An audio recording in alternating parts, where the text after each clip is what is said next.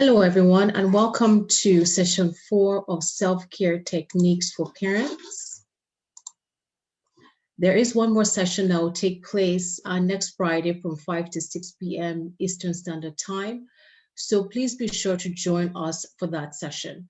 Please note that registration is now closed for this group, but there are other groups that are still open or will be in the near future that you'll be able to join. If you go to attachniagara.com, you will find a list of other groups you can sign up for. Okay, so just to recap for those who may be watching online now or who missed a previous session or two. So for the last 3 weeks, we've been talking about self-care techniques for parents. So what is self-care? Self-care is caring for ourselves from the inside out, and it emphasizes the active role each person plays in maintaining their own well-being. When we pay attention to our thoughts and feelings, it translates into how we interact with others and also positively influences our health.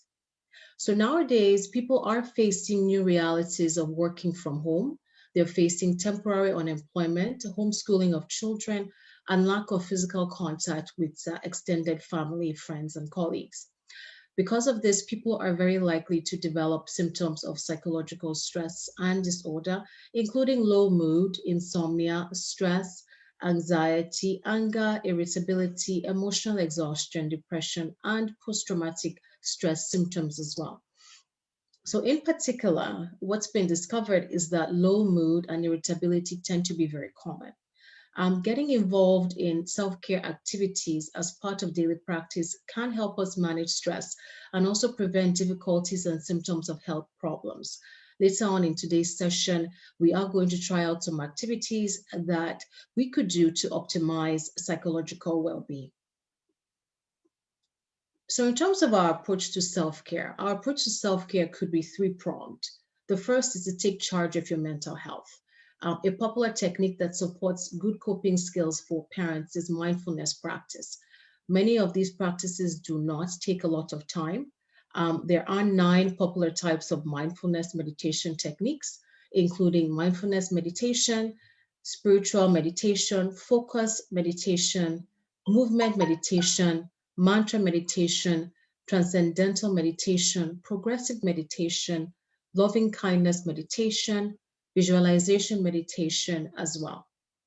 Grounding techniques is another way we can calm down, become clear-headed, and better able deal better with presenting challenges.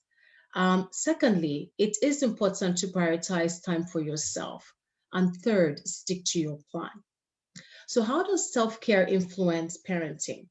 Good self-care enhances our coping skills with appropriate techniques, which make us resilient and capable of successfully managing difficult emotions that come with new or challenging situations.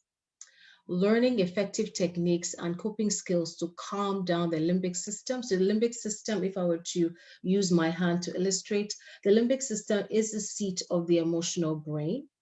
So when we learn effective techniques and coping skills to calm down the limbic system, which is the seat of the emotional brain, that is instrumental in experiencing less anxiety and stress from the world around us. We have wired into our bodies skills to keep us at an even keel. 80% of the fibers of the vagus nerve. The vagus nerve connects the brain with many internal organs. So 80% of the fibers of the vagus nerve, they are afferent. So that means that they move away from the body to the brain. So this means that we can literally control our level of arousal by how we breathe, how we sing, how we chant or move. In previous sessions, I discussed a number of themes, including leftover or unresolved issues and emotional attunement in the parent-child relationship.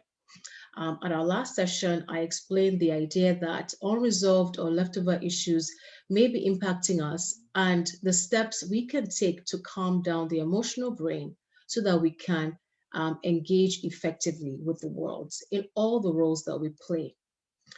The idea of unresolved or leftover issues is from the work of Daniel Siegel and Mary Hartzell. I have referred to them in my last 2 sessions, and their work is reflected in the ATTCH model at ATTCH Niagara. So when a person becomes a parent, they bring with them issues from their own past that may influence the way they parent their children. Experiences that are not fully processed may create unresolved or leftover issues that influence how a parent reacts to their child or children. These issues can easily get triggered in the parent-child relationship. When this happens, our responses toward our children often take the form of strong emotional reactions, impulsive behaviors, distortions in our perceptions, or sensations in our bodies. These intense states of mind impair our ability to think clearly and remain flexible, and affect our interactions and relationships with our children. At these times, we're not acting like the parent we want to be, and are often left wondering why this role of parenting sometimes seems to bring out the worst in us.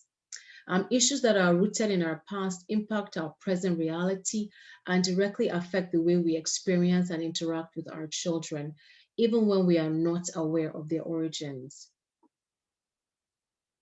So at a previous session, we also talked about the benefits of implementing self-care techniques like grounding and meditation practice, which includes a positive effect on our health. Bessel van der Kolk, whose work is featured in ATTACH Niagara's ITAT model, he's done decades of research on the long-term effects of strategies involved in bottom-up regulation, such as breathing exercises, and top-down regulation, such as mindfulness and yoga. Such benefits include good heart rate variability, which is linked to well-being. Good self-care also supports better relationships with those around us.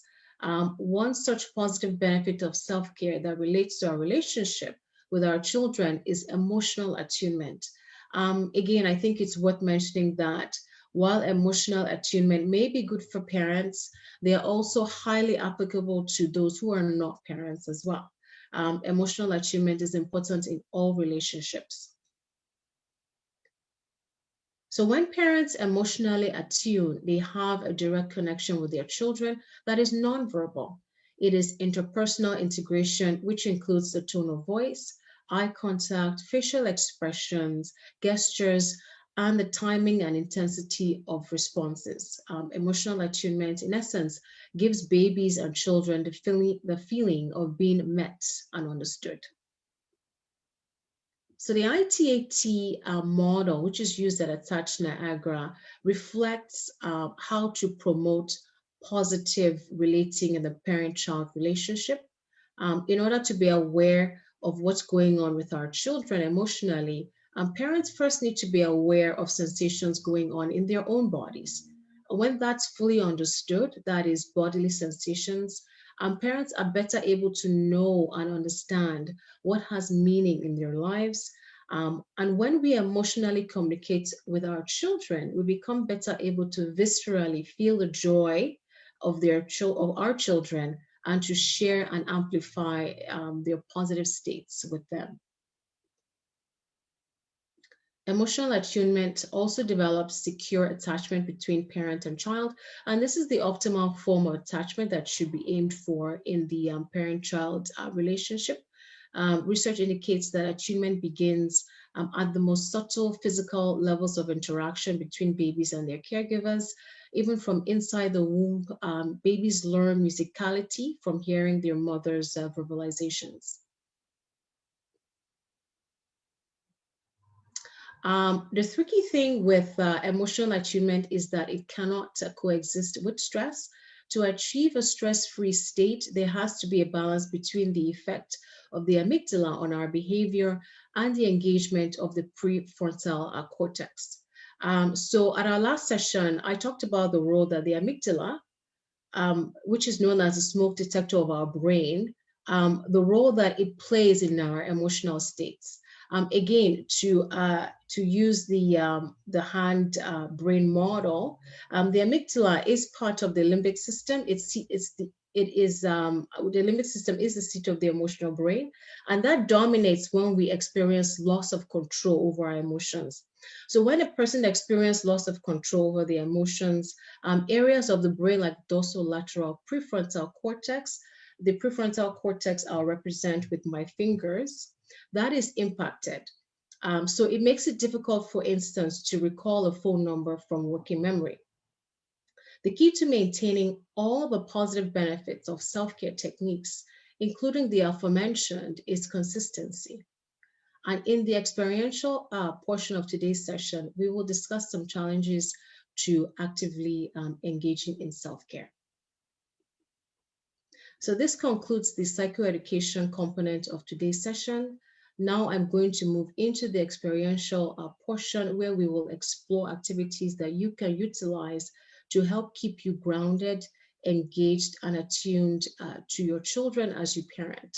For those who were not able to join us live, please go to attachniagara.com for the experiential activities and reflection exercises that we will be doing in today's session. Thank you for watching.